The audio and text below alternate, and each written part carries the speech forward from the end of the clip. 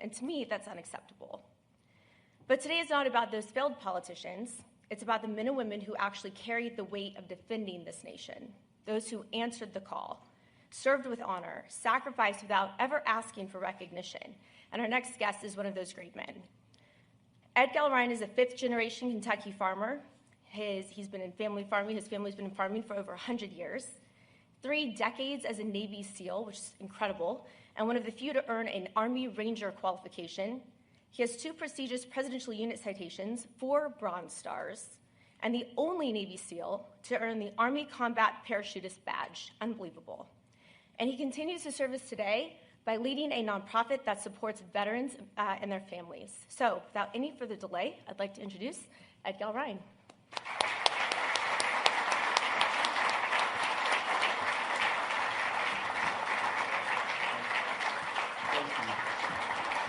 Thank you. Again, I will only accept that applause on behalf of our nation and those I served with, to include Senior Chief Steve Brown right here, Navy SEAL folks, Silver Star winners in your presence today. Thank you for coming, Steve. Humble as the day is long. You never heard that from him, but I'm going to sing his praises. Before I start here, I want to start with laying the groundwork. If we do not take advantage of this narrow window of opportunity we have, history will punish us with President Trump and the leadership team he's arrayed. And the way that works is they punish us through our kids and our grandkids. So I want to build on your remarks, Ashley, to really put a fine point on that. All that to say, thank y'all for coming today. Honor me with your presence. I'll make a few remarks in preparation of the Honorable Pete Hegseth arriving. Good afternoon. It's my privilege to welcome the Honorable Pete Hegseth here today. He'll be here shortly, and I'm going to tell him, welcome to the Heartland, Ranger Hegseth. You might be aware he's also an Army Ranger. And let me say this clearly. There has never been a more important time to stand behind our president, President Trump, and the courageous leaders he has put in place to fight for the future of the United States military, like Pete Hegseth. President Trump knows that, and we all know that. For 4 long years under Joe Biden, we watched the strongest fighting force in human history drift into weakness, confusion, and political insanity.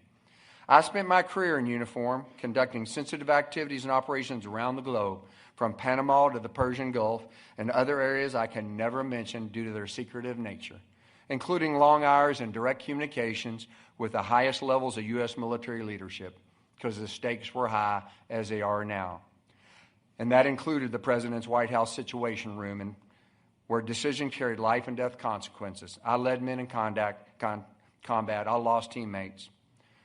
The military I first served in under President Reagan was built around one simple principle: fight and win our nation's wars. That was mission first. Not politics, not ideology, not social experiments, the mission. Winning wars, protecting America, defending freedom, keeping our enemies afraid of us, that is the military President Trump believes in. That is the military Pete Hegseth is rebuilding, focused on lethality in war fighting, to deter our enemies and sustain peace and prosperity. But under Joe Biden, Washington liberal elites decided they wanted to remake the military into a laboratory for woke politics, didn't they? They focused on pronouns instead of preparedness, climate seminars instead of combat readiness, diversity quotas instead of lethality, political correctness instead of the warrior culture. Recruitment collapsed, morale cratered, confidence in military leadership fell to historic lows. And our enemies noticed, China noticed, Russia noticed, Iran noticed, and the terrorists noticed, didn't they? Didn't they? Weakness invites danger. I saw it all. And the American people knew something was wrong too, because they could see it, couldn't you? Right before your very eyes. It was shameful. They saw a military leadership class more interested in MSNBC and the ladies on The View applause than battlefield victory. I'll tell you, the troops I deployed with, like Steve Brown right there, the best and most capable joint special operations forces in the world that included SEALs, Green Berets, Rangers, Special Operations Aviation, just like the Night Stalkers from down there in Fort Campbell, Kentucky, a lot to be proud of, Kentuckians, and including those young service members on their very first deployment. They did not sign up to defend our nation to be lectured about pronouns. And their parents didn't send them off for that, did they? No, they did not.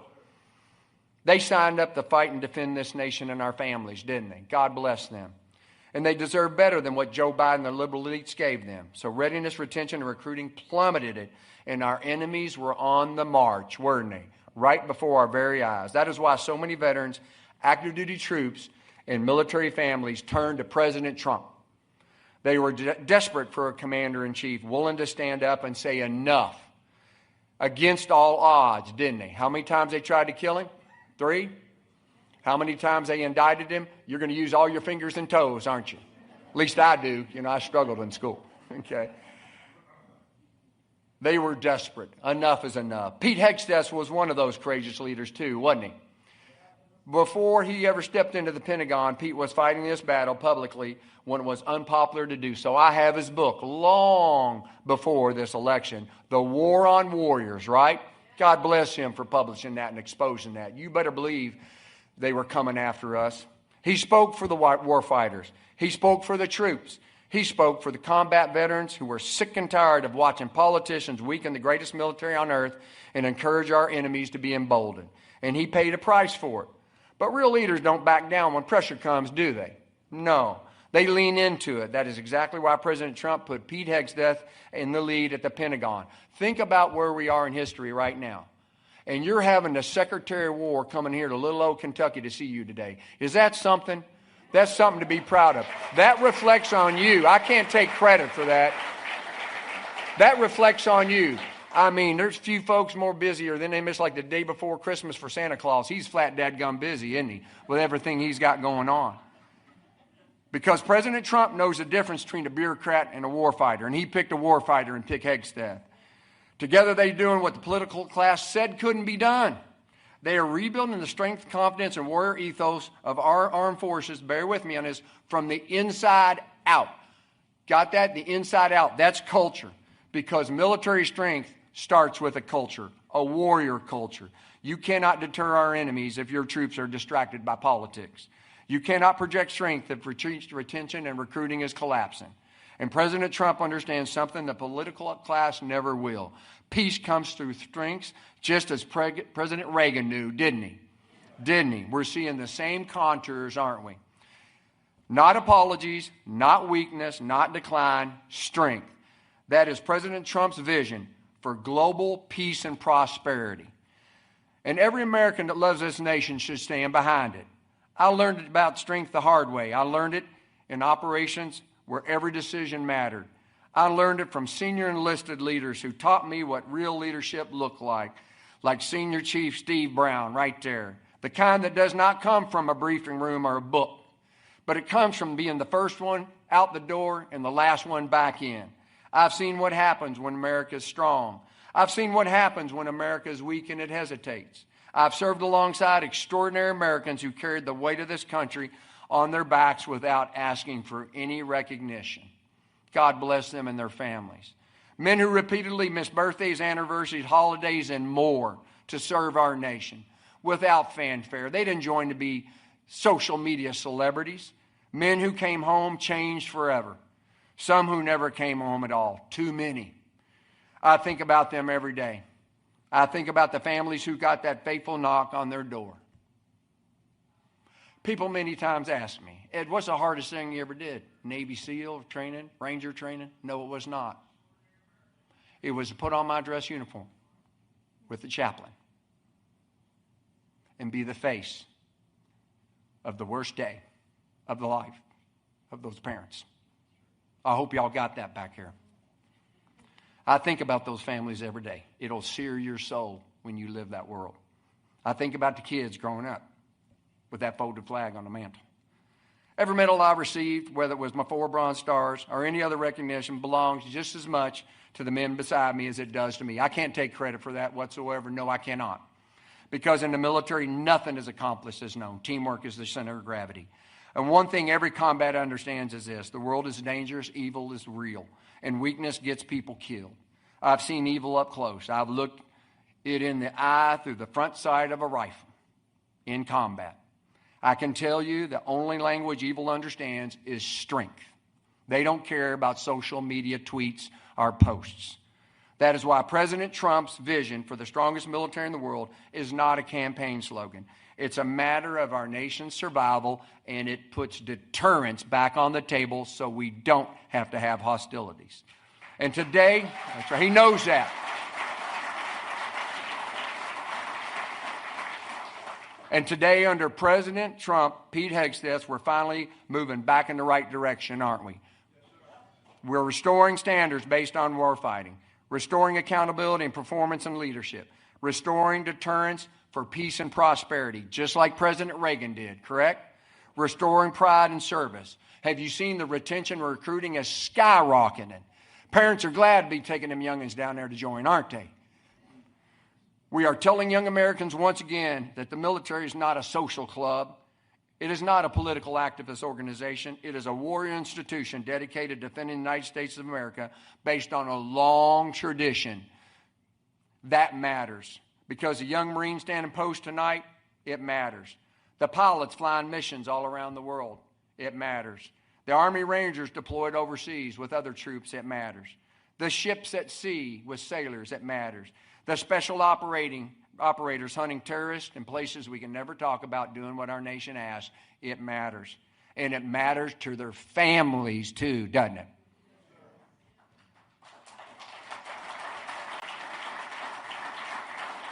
I was that guy once for a career that spanned 3 decades, so I know what it's like to be a long way from home on a hard mission, wondering whether the people back in Washington had your back or not.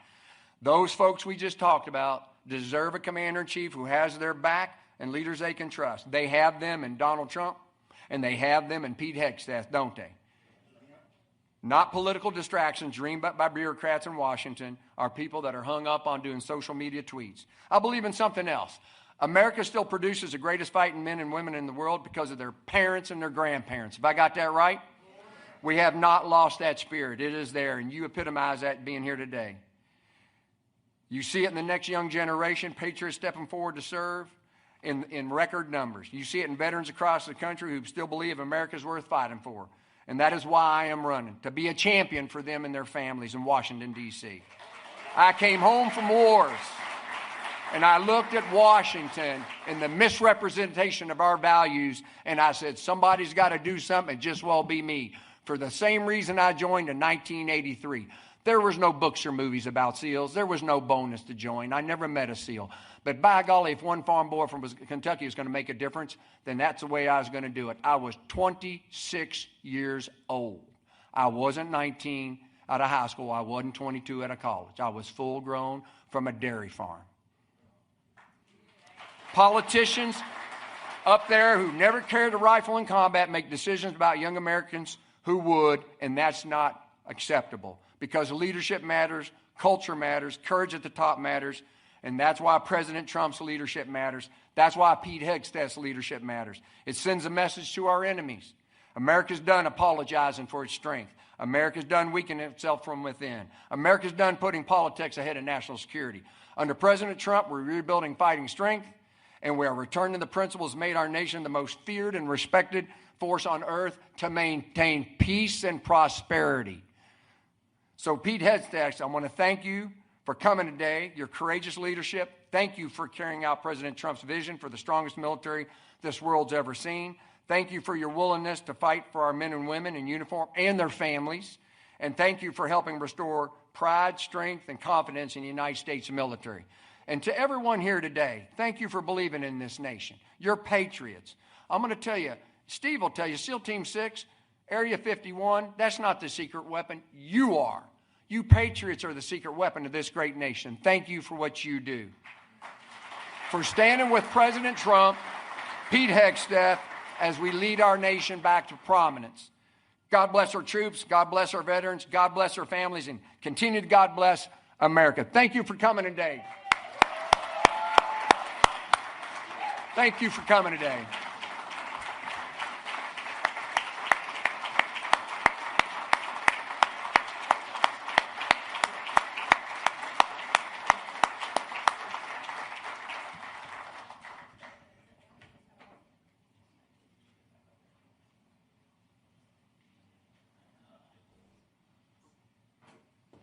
Well, folks, I think y'all ought to agree the second busiest guy in the world right now to President Trump is Pete Hegseth. His plate is full, but he's got a great team under him. It is my pleasure to introduce a fellow Ranger here today to little old Kentucky. Thank you for coming, Pete. We are honored by your presence here today, and we look forward to your remarks. And all that to say, I really enjoyed the time up here with you today, and I look forward to talking with you folks more. Thank you.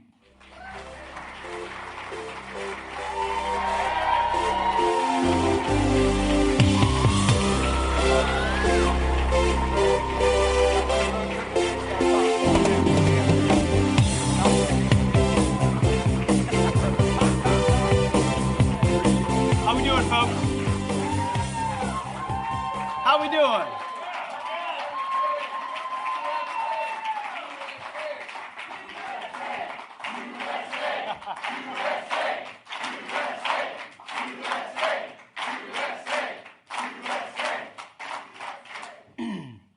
Well, outstanding. It's wonderful to be here with all of you. That's good Navy talk. Is that good Navy? Oh, we're going to do this Navy-Army thing now, too? Already started. You already started it, didn't you? Well, it's great to be in Kentucky with great Americans. I just came from Fort Campbell with other great Americans, the best of our nation, and it's an honor to be here with all of you. I have to say up front, for the lawyers, that I'm here in my personal capacity as a private citizen, a fellow American, and a fellow combat veteran, here to support Navy SEAL Ed Gallrein.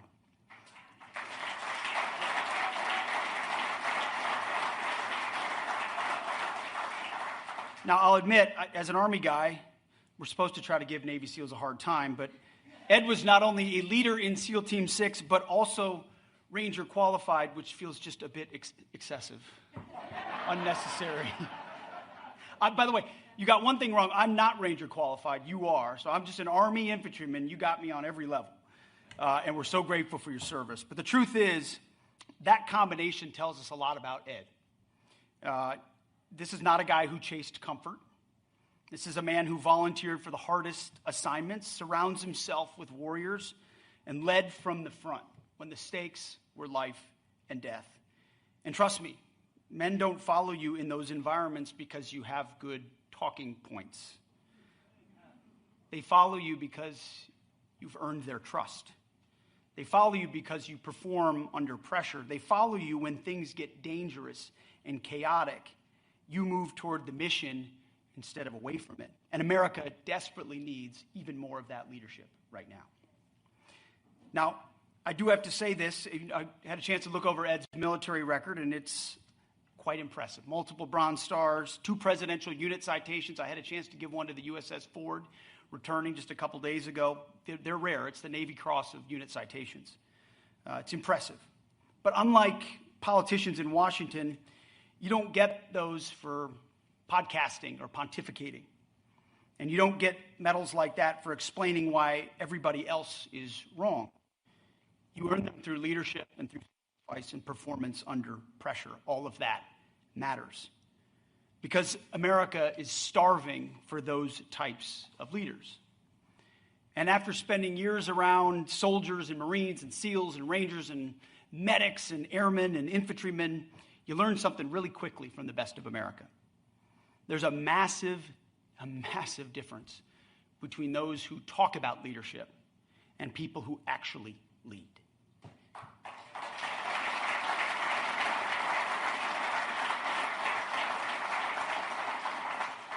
Trust me, we already have plenty of talkers in D.C., plenty of consultants, plenty of bureaucrats, plenty of career politicians who've never carried a responsibility heavier than a committee hearing. Not enough warfighters. Not enough men who've actually had to make those hard decisions under pressure. Not enough leaders who understanding service before self, about being on a team, about leading and about following. And that's why this race matters. And that's why I'm proud here to stand with Ed Gallrein. Because he led warriors in combat. He led at the very highest levels of special operations. He served with distinction as a Navy SEAL and rose into leadership within the elite ranks of SEAL Team 6, one of the most demanding combat organizations on planet Earth. I've had a chance to see firsthand what those men do. It's extraordinary, and it's not made for the vast majority of Americans. Ed is not a manufactured politician. He's not a social media celebrity trying to be a conservative fighter. He's not someone who discovered patriotism because a pollster told him it was popular. You don't get what he has by accident. You don't get there because you've mastered the language of Washington social circles. You get there because men trust you with their lives.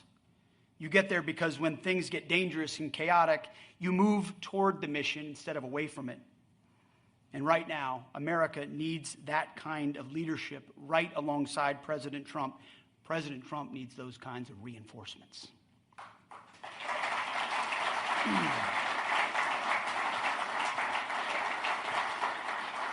Because let's be honest about where we are. Under Joe Biden, Washington rewarded weakness. Corporate America cowered to the woke mob. Politicians served themselves, as politicians often do. And while all this is happening, the people who actually fight America's wars were watching their institution, the one they loved so much, consumed with nonsense. Woke trainings, political indoctrination, diversity quotas, climate seminars, pronouns, dudes in dresses. I'm not kidding. Standards were lowered, troops were undercut. We need more of that t-shirt right there. I identify as American.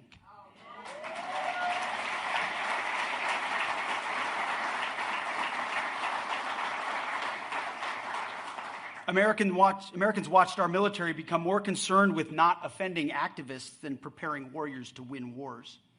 I've said that for years. America cannot afford a woke or weak military. We need a lethal and ready military. We need warfighters. We have ended the war on warriors.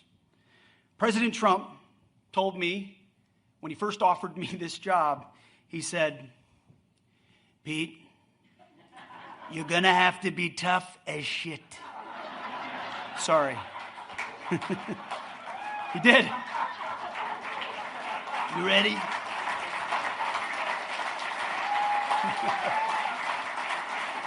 They're going to come after you. And boy, was he right. He was right. But that's also what Ed represents. A warfighter, a man forged through service. And here's the thing about men who come from that kind of world, they don't scare easily. Washington doesn't intimidate them. The media doesn't intimidate them. The Twitter mob doesn't intimidate them. Because after you've led men in life and death situations, the games that are played inside the Beltway start looking pretty small. Now contrast that with what we've gotten from Tom Massie. At some point, being against everything becomes an excuse for accomplishing nothing. At some point, constant obstruction is not leadership, it's just commentary. It's obstruction. President Trump does not need more people in Washington who are trying to make a point, especially from his own party. He needs people willing to help him win, to vote with him when it matters the most. And too often, Thomas Massie has acted like his job is to stand apart from the movement that President Trump leads instead of strengthening it. When President Trump needs backup, Massie wants to debate process. When the movement needs unity, especially at the biggest moments, Massie's willing to vote with Democrats. When conservatives are fighting the most radical left in American history, too often Massie's instinct is to throw elbows at fellow Republicans instead of the people who are destroying our country or want to destroy our country. And there's one man standing in their way, and it's President Trump.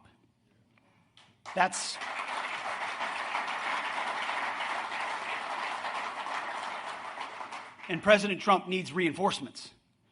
And that's what warfighters do. They stand behind leaders and have their back. Warfighters understand mission. They understand teamwork. They understand loyalty.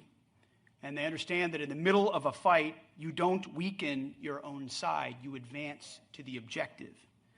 And that's what Ed Gallrein understands because he has lived it. The best warriors, like Ed, are usually the most humble men in the room. If you've met him and you've met them, you know the type. They don't need applause. They don't seek the spotlight. They don't confuse publicity with accomplishment. Ed Gallreine's record speaks for itself. Thomas Massie's record speaks for itself, too. Too much grandstanding, too few great votes. Years of acting like being difficult is the same thing as being courageous. It's not. Real courage means stepping up when the mission matters most, when we need that tough vote to beat left-wing lunatic Democrats the most. Real courage means understanding that this country is facing existential threats and deciding to be part of the solution instead of constantly trying to position yourself above the fight. Kentucky has a choice in this race. You can send a warrior, reinforcements for the president in our shared fight against the radical left, or you can send an obstructionist. In my mind, it's an easy choice. You can send a Navy SEAL determined to fight for President Trump's agenda and with his full endorsement to help save this country. Because I'll tell you, based on what we're up against, that's exactly what this moment requires. Strength, clarity, conviction, and unity. This moment demands leaders who love this country unapologetically, like President Trump and like Ed Gallrein.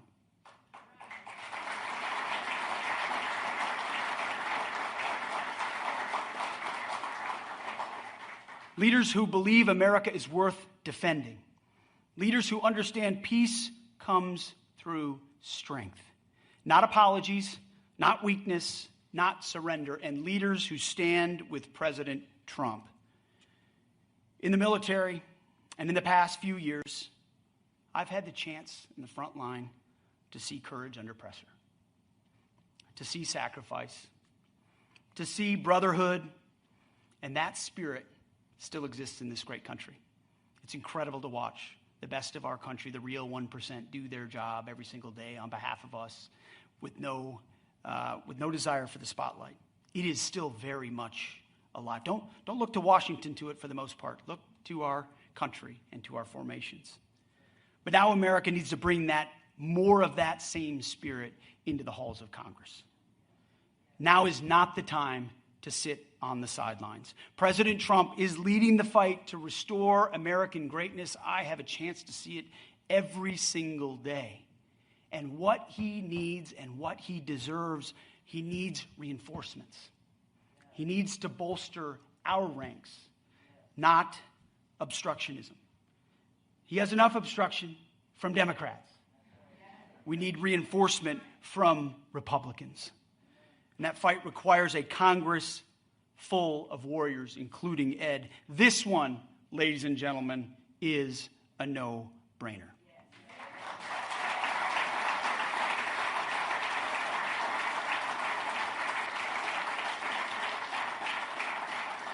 Ed, thank you for stepping up. Thank you for your willingness to raise your right hand again.